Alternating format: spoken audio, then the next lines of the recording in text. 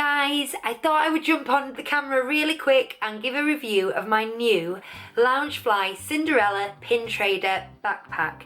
Now this was a birthday gift from my beloved, and as good as he usually is at buying presents, I did actually ask for this specifically. I know that it currently retails on Shop Disney at £75. I went on this afternoon to double check that and it's currently marked down to £60. I have seen it as low as £50 in a flash sale, but I just double checked with Hugh before I came on camera and he said he got it from eshoes.co.uk and all he would say was it was cheaper than I think it is. So there's a tip. I won't delve any further into that because that would be rude. My first impressions when I opened the gift was it was bigger than I was expecting. I think seeing this as an image on a computer screen, I imagined that it would be the size of kind of a paperback book, but it's actually, the front of it is exactly A4 size. Now it's not A4 inside, as you can see, there's about a centimetre sort of give on the frame of the book, but that is a lot bigger than expected. I asked for it specifically because I am a pin collector and a pin trader, and I do like to wear and display my pins, but I've been in situations where I've had some pins on my dungarees and one's fallen off and the back stays inside the pocket, but the actual valuable bit, the pin, disappears into the gravel, never to be seen again. So I've stopped wearing them, and then when I saw that this was a thing, I thought, right up my alley. And I just love the quirky designs. Loungefly are typically known for their mini backpacks with the ears in various different designs and fabrics and prints, but they do a lot of these kind of stylized, quirky, unusual items. I have a few in the other room. I absolutely adore every single one I've got, so I was very confident that I would love this as well. So let's get down to the details then. It is 30 centimetres by 23 centimetres by 10 centimetres deep. It's got a single zip fastening that goes straight across the top and halfway down one side, and it's also got two adjustable shoulder straps. You can see I haven't even worn it yet, they're still up in their paper. So a leather over the high wear shoulder areas and then adjustable nylon at the bottom. The inside is lined with Cinderella Castle pale blue fabric, and you can see there is a single zip opening at the back of the rucksack.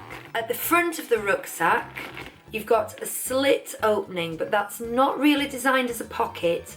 That's for the pin trading aspect. So this is a really unique aspect of this bag. At the front, you've got this flap that opens, and behind it is perforated leather. So it's got tiny little holes that are just the right size to stick pin badges through. Now the flap itself is made of the same tan leather, but it's got printed embellishments on, and it's also got some embossed designs. If I run my fingers over I can feel the texture, and then it's got a protective plastic coating that goes over the front of the perforated leather. You can see on the inside of that flap you've got the same Cinderella Castle satin, and this flap shuts with magnets at the top and bottom corners, and then a clasp that goes over and fastens with a press stud. That travels all the way around here to give that idea of a journal, and you can see details, display details on the side there.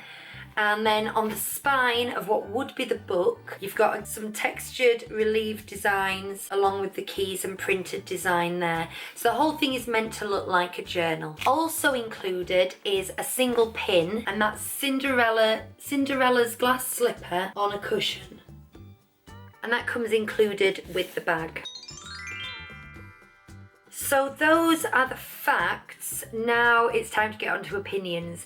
So I'm going to start by reviewing it as an item for pin display, pin carrying, pin trading, pin wearing. Straight off the bat, I'm going to say it's absolutely perfect. One of the problems, like I said earlier, that I have is they have fallen off clothes and they have fallen off rucksacks when I've put them on. Now this flap whilst being a feature of a book itself, so it's got character and purpose, actually sort of seals the front in there. So even though it's open here, the fact that the plastic is pushing against it means there's very little room for movement of the pin itself, making it very unlikely that anything will catch it, pop it off.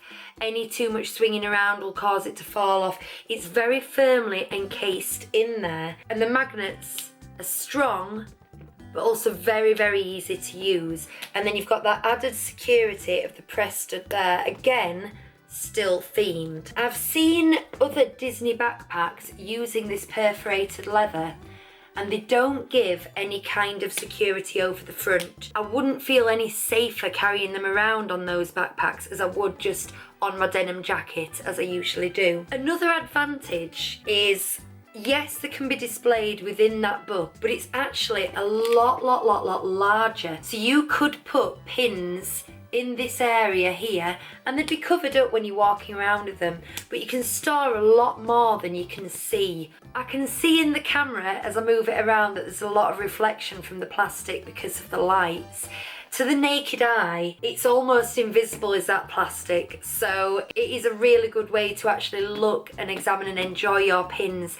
And I also feel that if you're taking something like a Loungefly backpack around you, the fact that you're able to make it bespoke with your own pins is absolutely priceless. One thing I will say is that if you want to take it into the parks and use it for actual pin trading, it's not the easiest thing to get the pins on and off. The backs of the pins would be inside the rucksack, inside the pocket. So if I want to put this pin on there, I can slot it very easily through those holes, but then to get the back on, I have to reach down and into the pocket, and you are working blind. Find it. Ooh. Yeah. There, push it on. So it's a little bit tricky, and that's with the empty bag. If you had things in the bag, you were using it as a park bag, you wanted to take a pin quickly off, I think it could be a bit of a faff.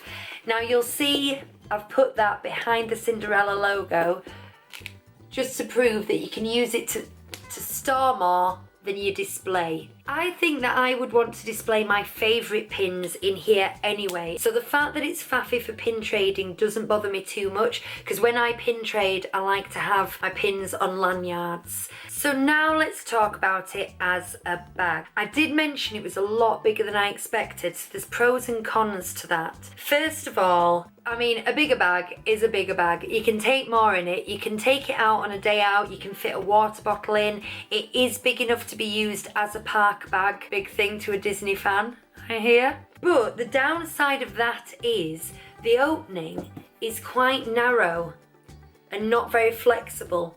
So if you are putting a lot of things in there, let's say you've got a wallet and your phone and your water bottle and you've got tissues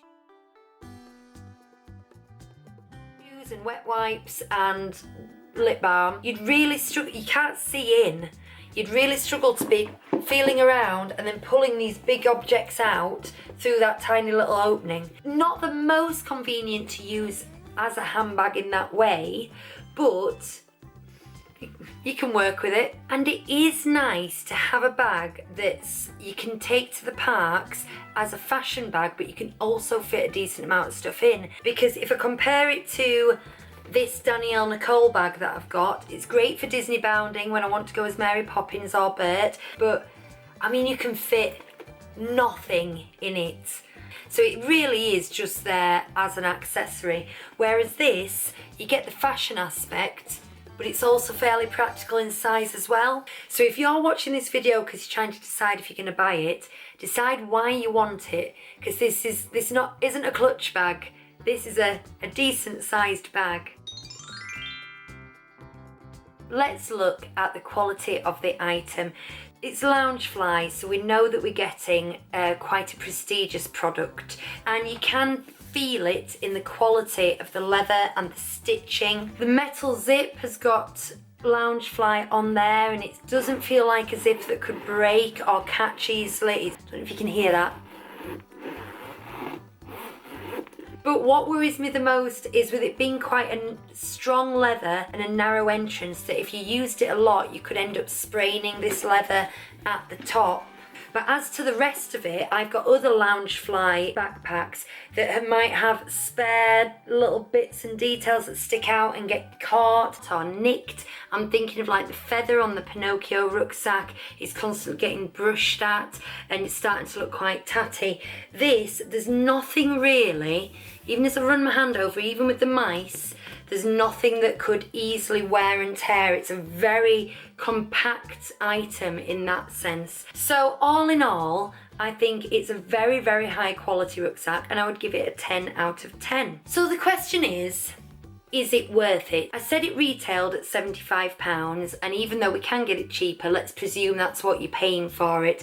And I would have to say yes. You can feel the quality of the item. You can see the detail in the design. It does exactly what it needs to do. If you are a pin trader, it's a high value item to you. And knowing what other designer handbags cost, I think I can see where my money's been spent in this far more in something plainer or smaller or with less features. I can't spend other people's money for them, so would you spend £75 on this?